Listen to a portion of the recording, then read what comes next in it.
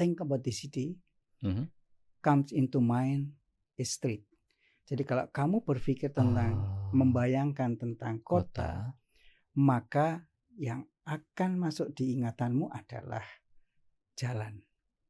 Nah, Malioboro itu salah satu yang menjadi representasi kota Jogja. Oke.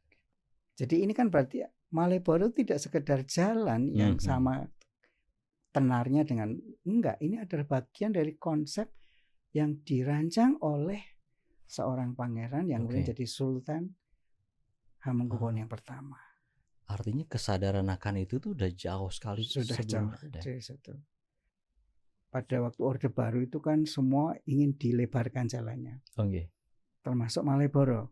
Salah satu arsitek terkenal yang juga dosen arsitektur UGM waktu itu adalah Romo Mangunwijaya. Dengan timnya ada Pak Ismu, Dianto dan sebagainya.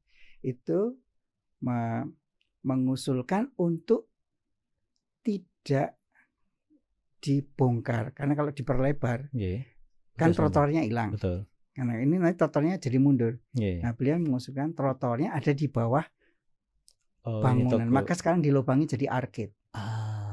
Bangunannya tidak hilang.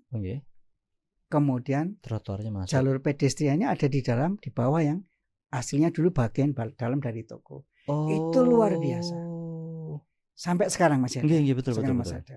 Itu luar biasa. Artinya makanya kenapa terlestarikan karena timnya Romo Mangun dulu menjadikan bangunan-bangunan tidak terkepras karena dimundurkan akibat pelebaran jalan yang mengakomodasi mobil-mobil.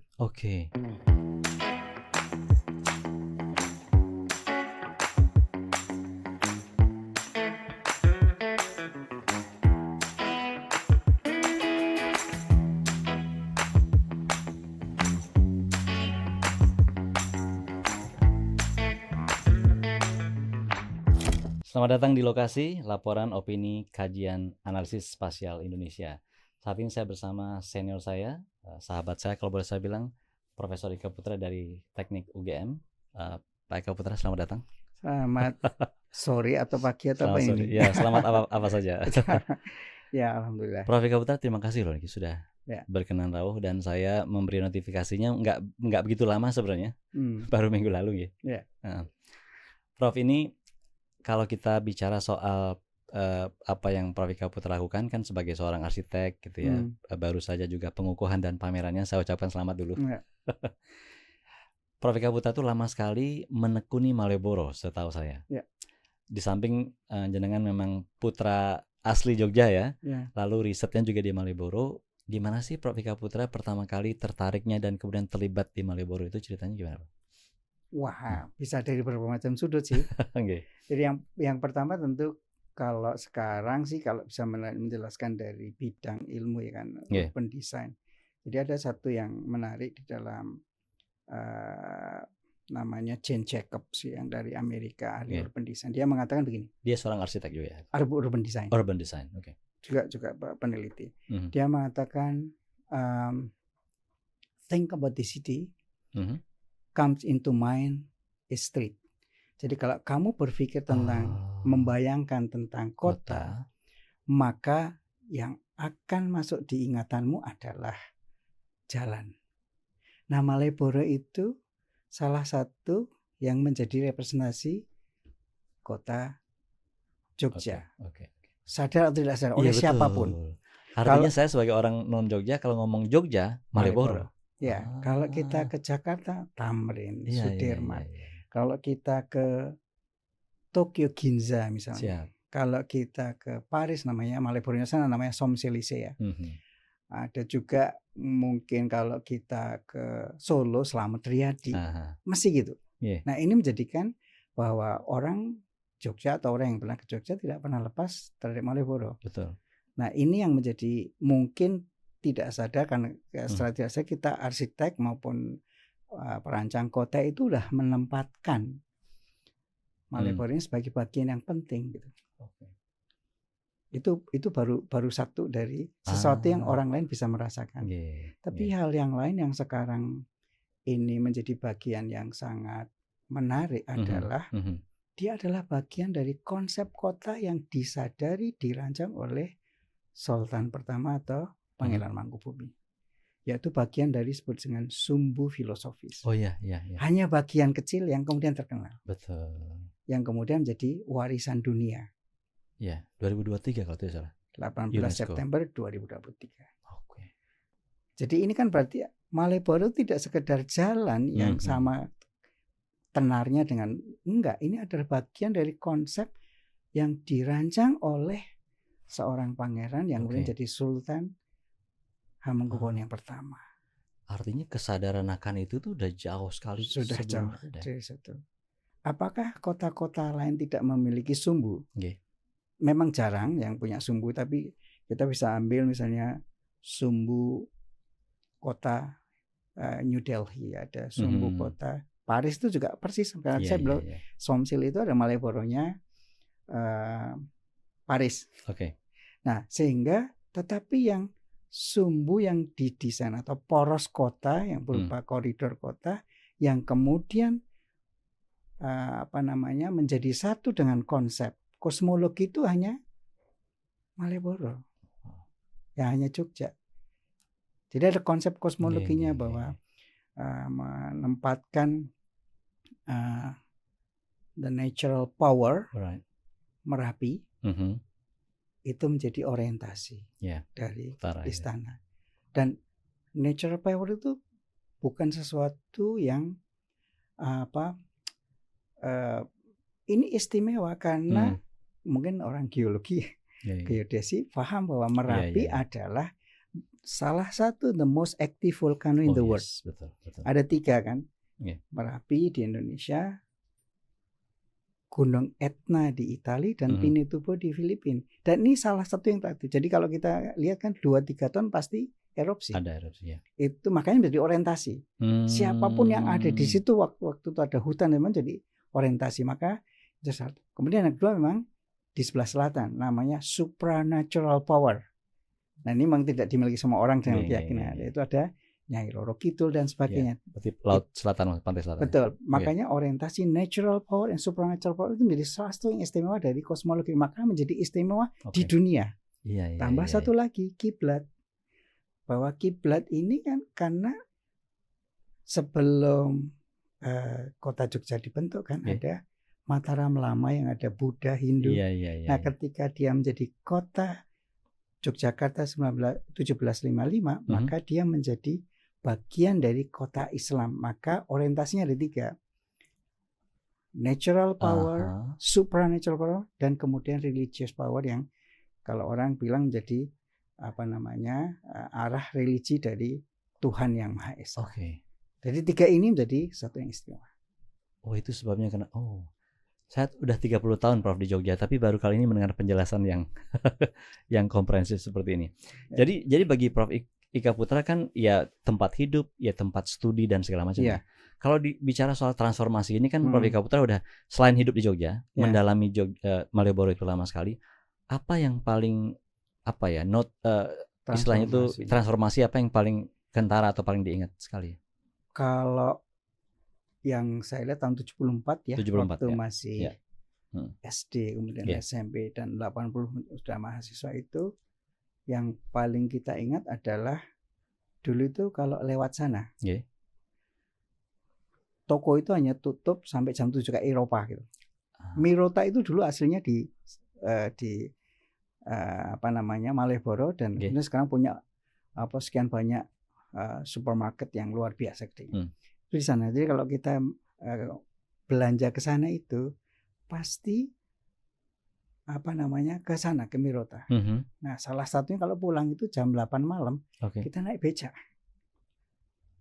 Dan suara becak sampai ke Jalan Cikditiro itu luar biasa. Grit ininya ya? Iya, grit. Kalau ada nanti ada suara lampu bergo itu itu sangat terdengar. Jadi semuanya itu dalam kondisi yang silent tapi semuanya menjadi bagian dari soundscape waktu itu. Artinya sudah menarik. Tapi pada kemudian setelah mahasiswa terjadi perubahan. Nah, saya baru paham kan pada waktu Orde Baru itu kan semua ingin dilebarkan jalannya. Okay. Termasuk Malioboro. Salah satu arsitek terkenal yang juga dosen arsitektur UGM waktu itu adalah Romo Mangunwijaya. Dengan timnya, ada Pak Ismu, Dianto dan sebagainya. Itu mengusulkan untuk tidak dibongkar, karena kalau diperlebar kan trotoarnya hilang. Betul. Karena ini nanti trotoarnya jadi mundur. Nah, beliau mengusulkan trotoarnya ada di bawah bangunan. Maka sekarang dilubangi jadi arcade. Bangunannya tidak hilang. Kemudian trotoarnya masuk. Jalur pedestriannya ada di dalam, di bawah yang aslinya dulu bagian dalam dari toko. Itu luar biasa. Sampai sekarang masih ada. Betul, sekarang masih ada. Itu luar biasa. Artinya makanya kenapa terlestarikan, karena timnya Romo Mangun dulu menjadikan bangunan-bangunan tidak terkepras karena dimundurkan akibat pelebaran jalan yang mengakomodasi mobil-mobil. Jadi automobilisasi itu menjadi salah satu yang terjadi di dunia, termasuk di Indonesia di masa Orde Baru. Gitu. Jadi itu perubahan yang pertama sekali. Dan perubahan yang berikutnya tentu ruang yang tadi ada di bawah itu menjadi bagian dari stage atau panggung para seniman, termasuk W.S. Rendra, ada Ebit G.Ade mungkin atau sekian banyak orang. Dan Cak waktu kami kita mahasiswa dulu terkenal dengan lesehan.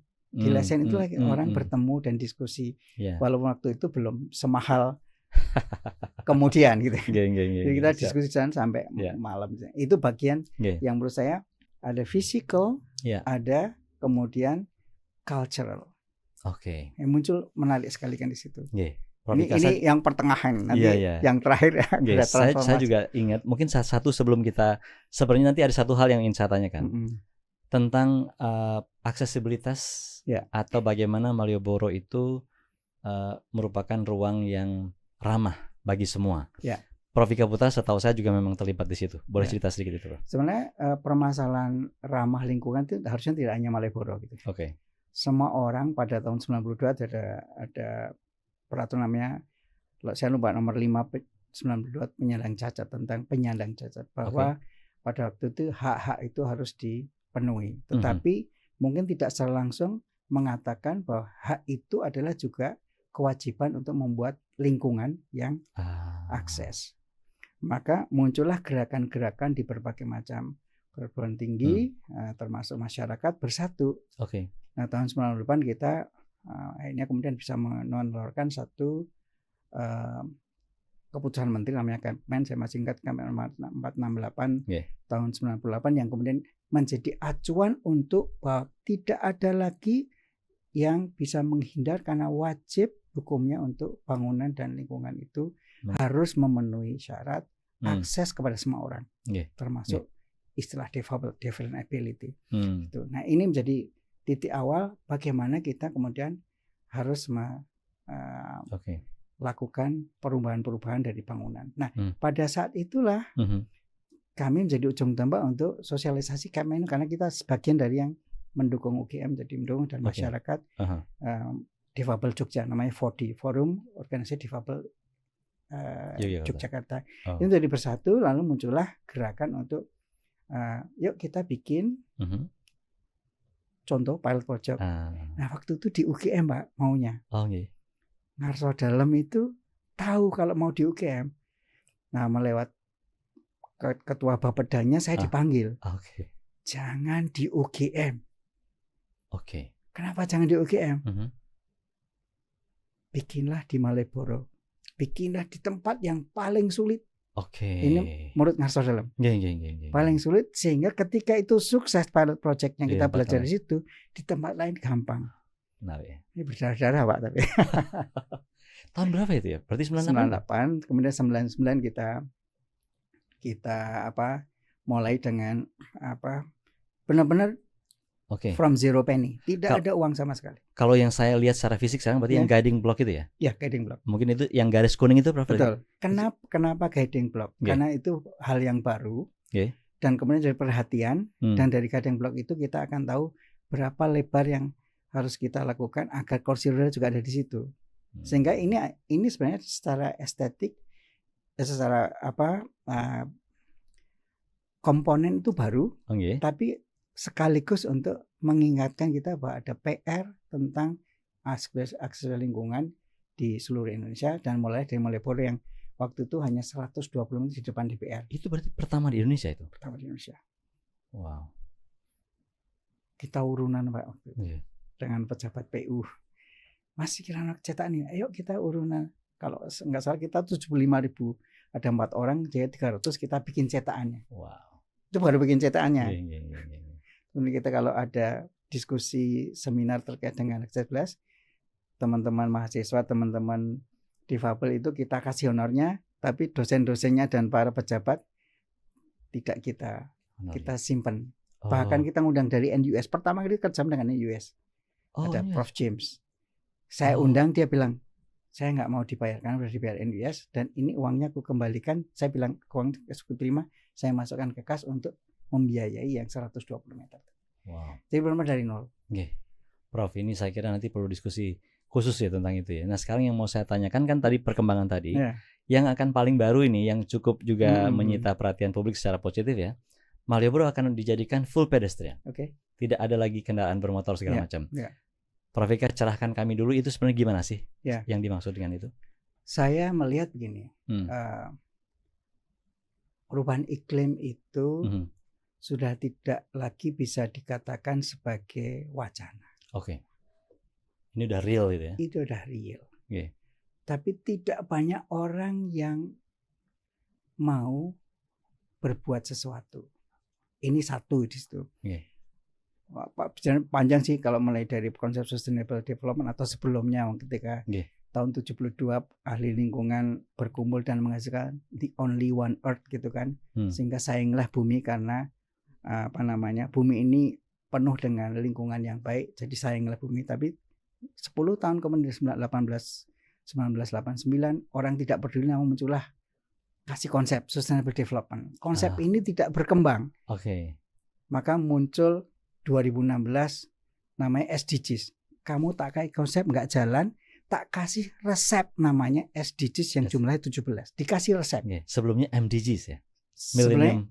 Iya, sebenarnya MDGs. Iya betul. Kemudian SDGs 16. Resep ini udah resep karena udah capek. Kalau kamu tak kasih konsep nggak bisa ngomong kan. Tak kasih resep nih untuk resep transportasi ini. Lebih spesifik lagi lah kira-kira gitu ya. Resep ini harus diterapkan. Maka di 2020 muncul inisiatif. Inisiatif penting untuk menunjukkan dunia bahwa kita melakukan sesuatu yang konkret. Itu udah gitu. Nah, Jogja ini kan sebenarnya mendapatkan warisan dunia.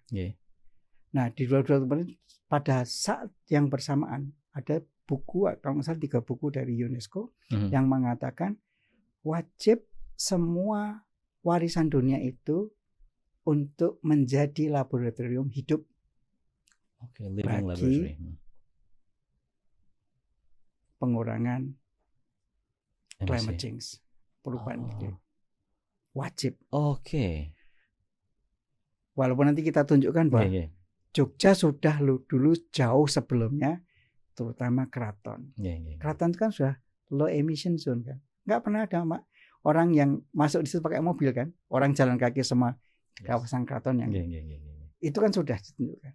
Nah ini kan itu, maka dimulai dari Malioboro tahun 2024 dicanangkan, 2025 di pilot project kan low emission zone. Nah 2026 akan fully di November nanti untuk menjadi inspirasi dunia sebagai kawasan rendah emisi, atau mungkin nanti akan menuju ke zero emission.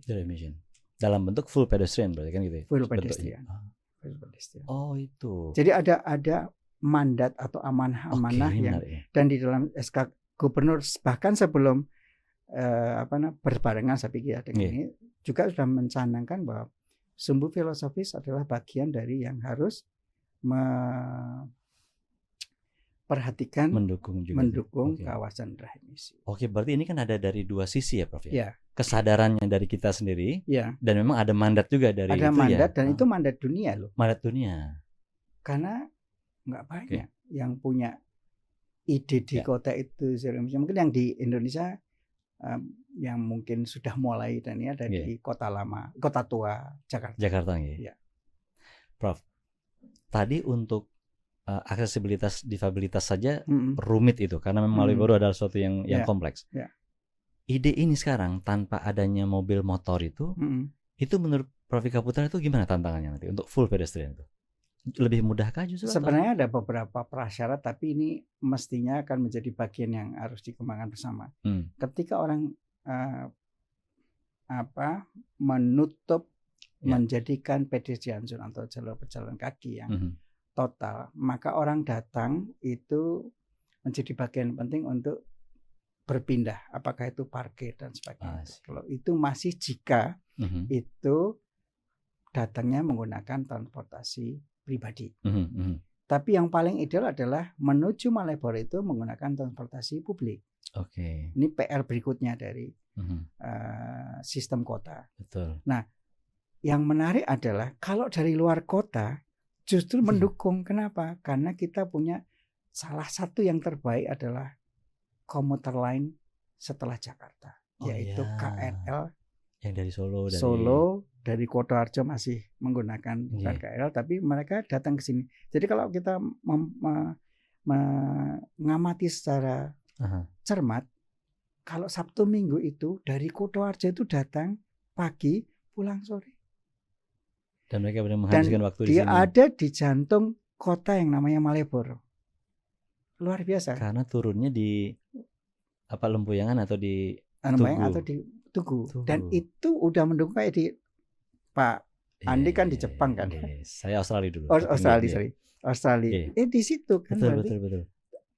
Kalau orang main dari Solo ke sini benar-benar dia pakai public transport. Bayangkan kalau itu terjadi di Jogja tanpa mobil pribadi. Yang sementara sebenarnya kajian-kajian mengenai transportasi publik menggunakan kereta perkotaan itu sudah banyak. Tinggal sekarang siapa yang membiayai itu. Nah, kalau itu terjadi maka akan terjadi proses yang sangat penting bahwa selain emisi di kawasan Malioboro itu adalah berkurang, maka orang-orang dari Jogja sendiri dengan public transportnya akan berkurang. Jadi ini prosesnya udah direncanakan banyak, tapi memang mungkin fundingnya, waktunya dan tapi kalau tidak dilakukan itu maka kita tidak pernah tahu bahwa menarik sekali kita memiliki kawasan yang oksigennya baik. Iya.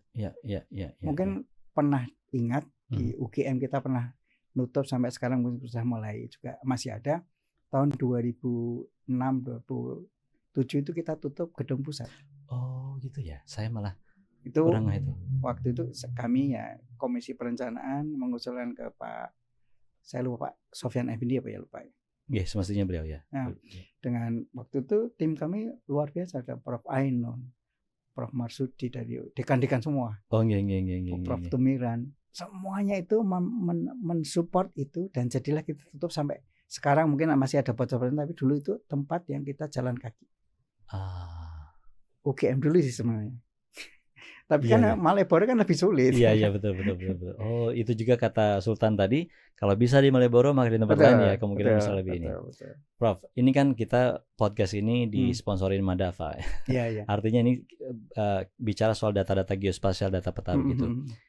Dalam perencanaan tentu saja data-data itu kan penting. Itu bagaimana sih selama ini Prof menggunakannya? Ini sebenarnya selain Malioboro itu kita merencanakan kawasan Jaron Beteng. Yang juga akan menjadi kawasan rendah emisi atau low emission zone gitu, yang insya Allah kemudian sudah kita lakukan diskusinya dengan keraton dan sebagainya. Itu menjadi menyatukan. Nah, salah satu yang memang penting adalah namanya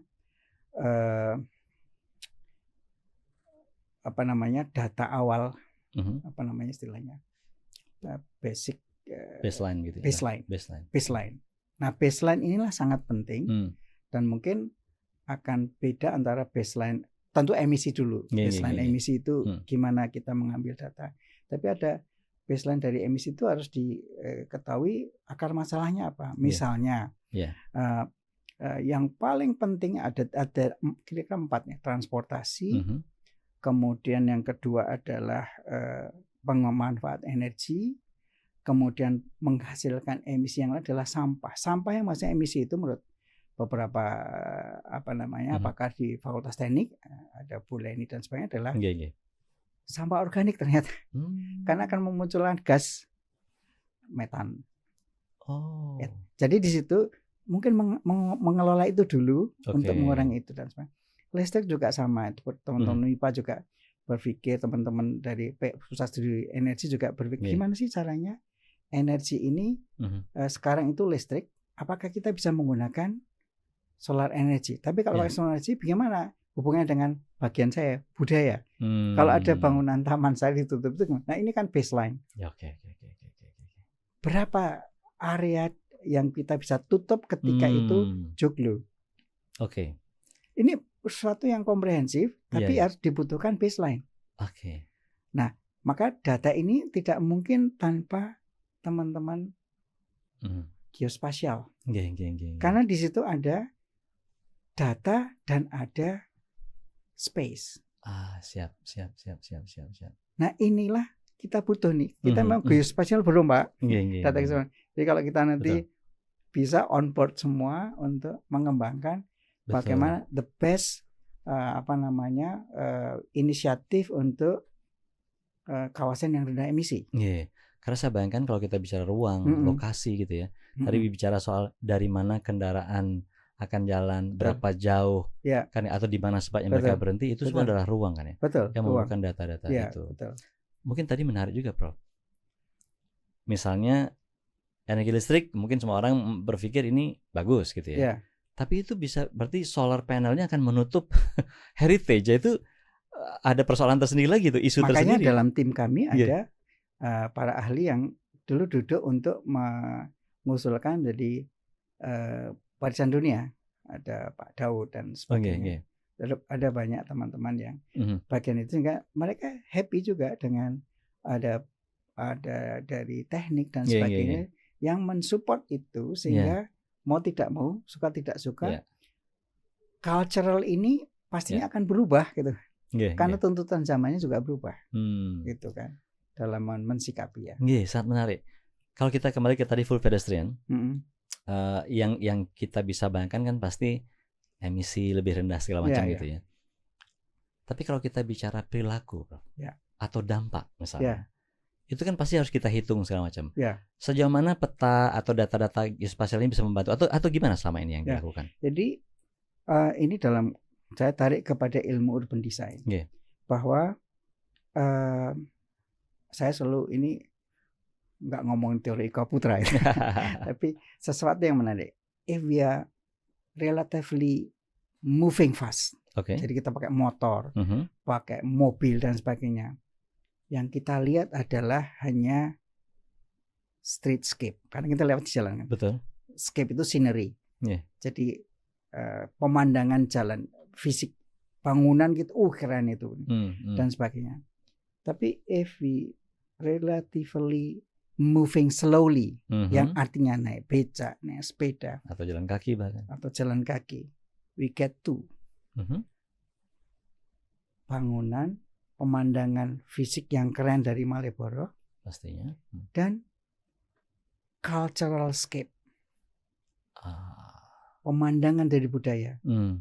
Entah budaya baik atau budaya itu pasti akan tertangkap. Misalnya nih, kita lewat, ada jualan martabak, namanya Smellscape. Kita lihat martabak, enak baunya. Mampir. Dan itu kan merekam memori yang luar biasa. Merekam memori yang lebih lambat gitu. Nah, bagaimana data itu bisa diambil jika kita moving fast, yaitu pakai motor.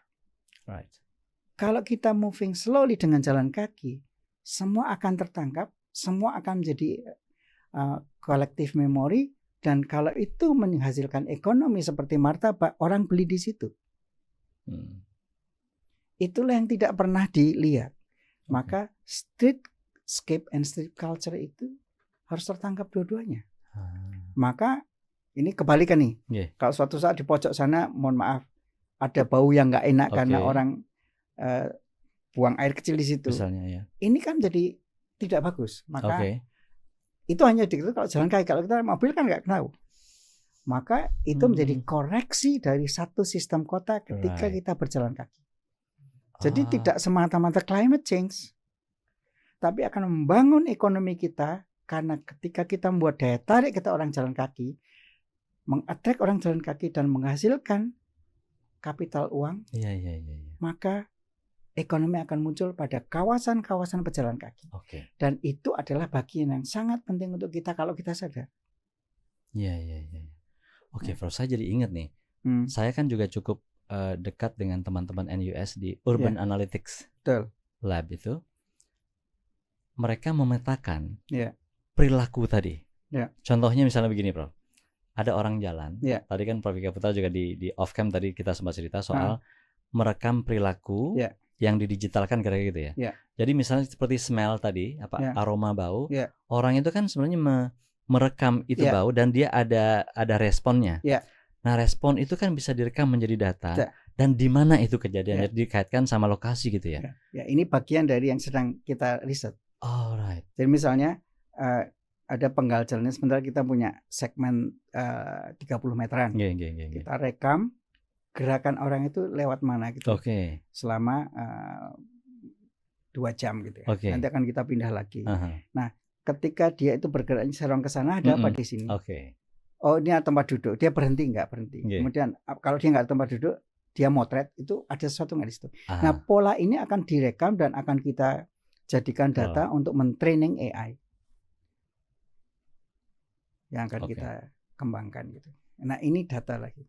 Dan artinya kan begitu kita lebih paham, semakin paham kita perilaku, maka makin tepatlah desain kita akan ruang kan begitu ya. Betul. Jadi kalau misalnya ternyata di situ ada bau yang nggak enak gitu kan, kemudian orang menghindar. Nah, padahal tidak ada bangunan, tidak ada ini kenapa dia menjauh padahal jalannya lancar. Jadi secara ruang nggak ada hambatan, tapi ternyata mereka menghindar. Oh, ternyata ada sesuatu yang dicarikan faktornya. Gitu. Pola ini kan, pola kenapa membendol gini? Betul. Padahal tidak ada hambatan secara fisik kan gitu ya. Kemudian kita harus pelajari itu. Nah, kalau ketika itu terjadi maka pola-pola ini harus kita kembangkan. Mungkin non fisik jadinya. Non fisik. Tapi kalau kalian melihatnya sebagai orang geospasial tuh semua itu harus di-attach kepada lokasi kan itu. Semua lokasi. Kan begitu, semuanya lokasi. Prof.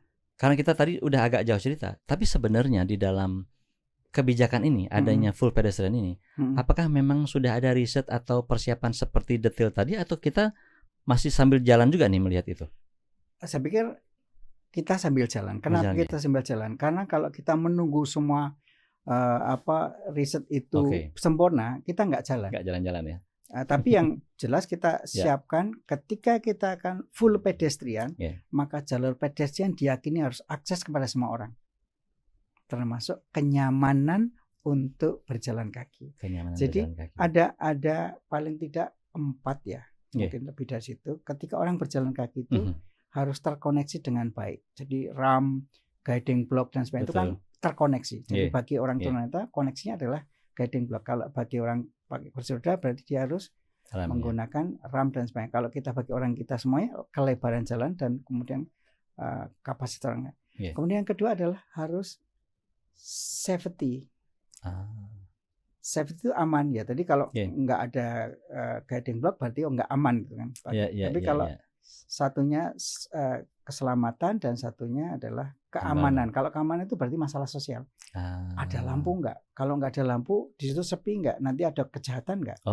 Jadi keselamatan, keamanan, konektivitas. Satu lagi yang paling penting adalah kenyamanan yang lain. Misalnya keteduhan. Pohonnya udah disiapkan nih. Pak Andi kalau lihat di sana pohon itu udah mulai lebih baik dari 2017. Jadi hampir 3 tahun plus 6, 9 tahun lalu kita mulai menanam ketika Malioboro kita buat sayembara dan dibangun. Sekarang pohonnya udah gede-gede. Saya punya foto sekuensi itu. Nah, kalau dilihat dari tadi kan saya membayangkan di Malioboro mungkin akan jadi jauh lebih baik, lebih teratur misalnya kan. Tapi lagi bicara behavior tadi, perilaku orang. Ini kan justru sangat penting saya kira ya. Ketika di Malioboro ditetapkan sebagai kawasan full pedestrian, maka lingkungan lain kan penyangganya harus benar juga. Itu bagaimana selama ini, Prof? Memastikan itu? Ada 2 penyangga dari sistem transportasi, berarti kan akan ada, kalau masih belum bagus transportasi publiknya, maka akan ada kantong parkir. Sudah kita mulai ada kantong parkir, ada yang kita hilangkan, ada yang kita kembangkan. Sehingga dengan, mohon maaf kalau saya potong, berarti artinya orang tetap datang ke sana bawa kendaraan, tapi dia parkir di satu tempat gitu ya? Dia Malioboro di jalan gitu ya? Kaki. Sehingga jalan-jalan yang sirip-sirip itu nantinya akan hidup juga. Karena parkir jalan kaki di situ. Berarti persiapan untuk menyiapkan pedestrianisasi atau jalur pedestrian yang harus kita kembangkan, tidak hanya di Malioboro tapi sirip-siripnya juga. Nah, ini yang pertama. Yang kedua, kalau nanti sudah bagus, harusnya ditingkatkan pelingkup yang paling dekat, yaitu adalah, ini kritikan juga untuk Malioboro, yaitu di bangunan-bangunan kiri kanannya, baik nanti pada sirip-sirip maupun ini. Kalau nanti toko-tokonya itu tidak beragam dan hanya jual souvenir. Ini kritikan ini. Kalau hanya jual souvenir, maka orang tidak akan bergerak masuk ke, makanya tadi disebutkan daya tarik ekonomi. Kenapa saya melakukan itu? Saya beberapa kali mencocokkan dengan teori dan teman-teman orang asing biasanya. Dia tanya, Ika, ini 3 km atau ini sama semua ya? Sama, kalau itu kita pindah ke tempat lain. Kalau sama-sama, jadi cukup 300 meter dia tahu. Tapi beda mungkin dengan Orchard Road yang beda-beda. Ada yang seperti Malioboro, ada yang mall besar, ada yang dan sebagainya. Kemudian orang itu bergerak untuk berpindah. Nah, kalau saya bayangin, mestinya jualannya ada yang mungkin coffee, ada yang branded Jogja, ada yang batik. Tapi kalau souvenir cindera matanya semua berhenti, orang tidak akan tertarik untuk masuk karena sudah diwakili 200 meter di awal atau di tempat tertentu. Jadi orang yang bilang, oh udah cukup segini aja, udah tahu saya. Gitu ya. Atau orang yang hanya jalan kaki dan foto-fotoan, nggak ada ekonomi generatornya. Jadi membayangkan seperti semestinya kayak ya one stop shopping begitu ya harusnya. Betul. Apa-apa ada gitu. Kira-kira orang jalan di satu penggal itu dia dapat semua, kira-kira begitu ya. Dan itu jelas perlu perencanaan. Nah, kalau sejauh ini gimana, Prof? Apakah memang itu selain idenya ada, penerimaan orang-orang yang ada di situ itu gimana kira-kira? Nah, dengan ide itu? Ini harus participatory planning ya. Right. Karena mereka kan yang punya hak atas rumah, atas toko mereka. Iya sih. Jadi nggak bisa kita mempengaruhi. Tapi pada satu saat harus ada yang berani melakukan satu yang membedakan, sehingga akan muncul satu proses competitiveness dari masing-masing yang dijual. Jadi saya pikir ini antara the nature of competition dan juga bagaimana kita mengajak mereka untuk lebih terbuka kepada creativity. Innovation dari satu bisnis di sana harus dilakukan.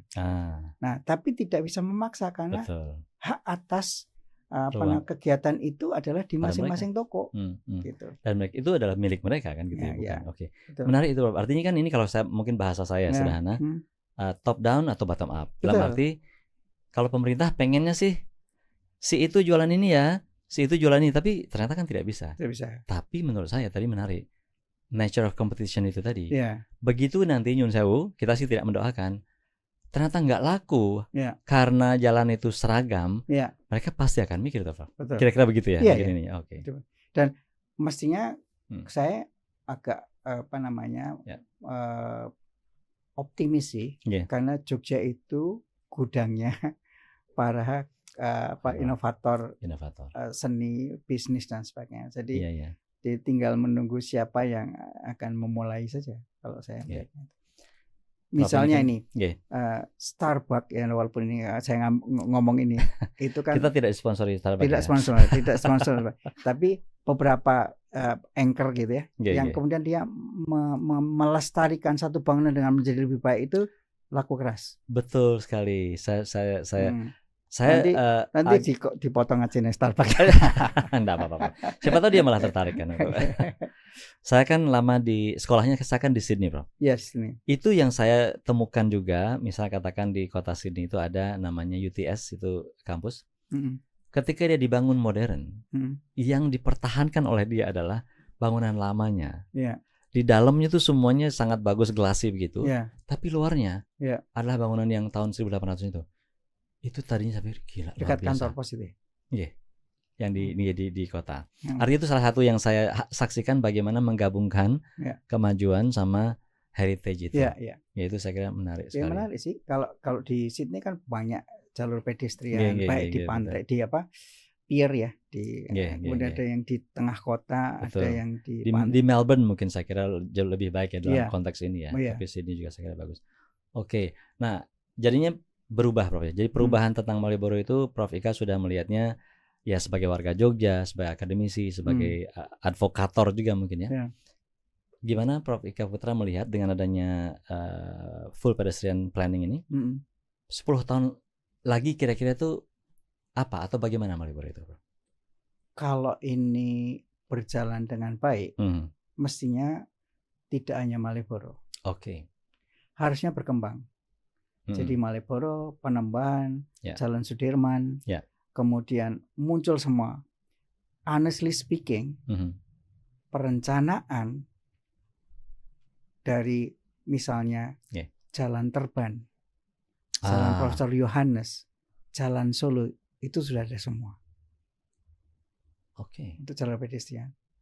Tinggal siapa yang akan mensupport dan mengeksekusi baik dari pemerintah daerah atau pembiayaan dari swasta.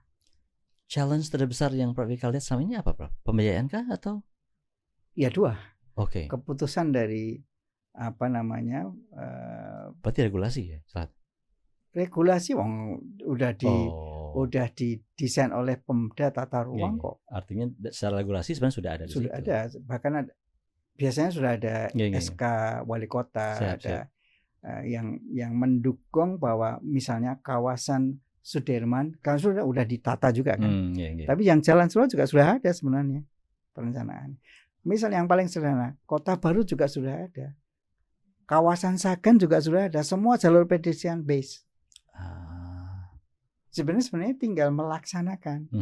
Transportasi publik juga sudah direncanakan. Siapa yang sekarang bisa membiayai, tinggal nanti direview waktu mau dilaksanakan. Sebenarnya semua perencanaan itu insya Allah sudah ada. Sekarang belum dilaksanakan, saya ulang sedikit lagi. Berarti challenge terbesar selama ini apa, Pak? Biaya salah satunya berarti ya? Atau? Salah satunya biaya. Saya pikir salah satunya biaya karena memang cukup besar. Misalnya Malioboro kan sudah dilindungi dengan pedestrian. Pemerintah kota juga sudah mendesain HOS Cokro Aminoto yang ada di sebelah Kuncen dan sebagainya itu untuk menjadi a most modern development of Yogyakarta. Sudah ada semua. Saya kira leadership jelas penting situ ya. Sekarang dengan Pak Hasto nih tanpa bermaksud politik apapun ya, kalau saya sih lihat beliau orangnya terbuka rasanya ya, betul ya. Itu kan juga berpengaruh ya terhadap keputusan-keputusan ya. Ya. Oke. Artinya kan tadi kembali ke cerita awal, disability accessibilitas tadi, Malioboro jadi contoh. Harusnya ini semoga gitu ya, dampak ungkitnya dan dampak ini terhadap yang lain bisa menjadi contoh juga ya, Prof. Malioboro sebagai kawasan rendah emisi mestinya jadi contoh gitu, karena belum banyak gitu ya. Yang berbasis koridor gitu. Kalau berbasis kota lama sudah ada ya kayak Jakarta. Kita Jalan Penteng bersamaan kita sudah insya Allah rencanakan. Gitu. Ini menarik nih. Mungkin ini bagian terakhir ya, Prof. Kalau dilihat dari rencana, kan kita punya desainer kota banyak dan segala macam dan sudah bekerja juga ternyata. Mungkin sekarang lebih kepada refleksi atau advice lah. Walaupun tadi kita tahu kendalanya uang segala macam ya. Kalau Prof. Ika Putra dimintai pandangan begitu agar cukup realistis tapi juga visinya jelas ke depan. Apa sih Prof? Mungkin ini pertanyaan terakhir yang kita perlukan sekarang agar rencana-rencana yang bagus tadi itu segera menjadi nyata, terwujud dan kemudian bisa berkembang gitu, Prof. Ada sesuatu yang mungkin menarik di Jogja ya. Sesuatu yang ingin cepat itu adalah mungkin yang terbaik. Tapi di sisi lain ketika kita bicara cepat harus ada yang rem karena kita kota yang memiliki budaya yang dilindungi dunia. Nah, tarik menarik antara dua kutub inilah harusnya ada sesuatu yang bisa menjembatani. Nah, salah satunya mungkin memang forum-forum yang kemudian harus dekat dengan pemerintah, tapi di sini harus dekat dengan pengusaha, dan satu lagi adalah harus dekat dengan qualified atau perencanaan yang berkualitas. Karena bisa jadi tidak dilaksanakan karena perencanaannya masih meragukan atau belum dimengerti kualitasnya, atau sudah berkualitas tapi belum terinformasi kepada pemerintah atau kepada financial support gitu. Jadi sebenarnya kalau kita bicara memang perencanaan itu tidak selalu memiliki kualitas juga atau belum baik gitu. Tapi ada juga yang sudah baik tapi belum tersampaikan juga ada.